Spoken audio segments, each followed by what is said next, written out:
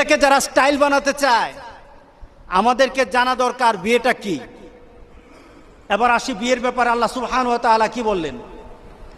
আল্লাহ সুবহানাহু ওয়া তাআলা বললেন নেকাহ শব্দটা হলো নেকাহ। এই বিয়ে শব্দটার আরবি শব্দ কি?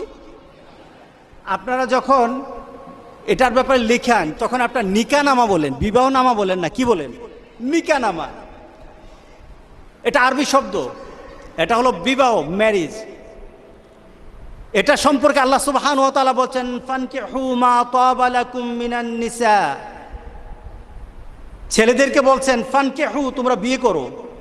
আচ্ছা, বিয়ে কি এখন মেয়েরা করবে না ছেলেরা করবে? আল্লাহর আদেশ কার? বলেন ফানকিহু মা তাবা লাকুম মিনান নিসা, মেয়েদের থেকে যাদের তোমার ভালো লাগে। অর্থাৎ কি, মেয়েকে পছন্দ করার ক্ষমতা কিন্তু ছেলেকে দেওয়া হয়েছে।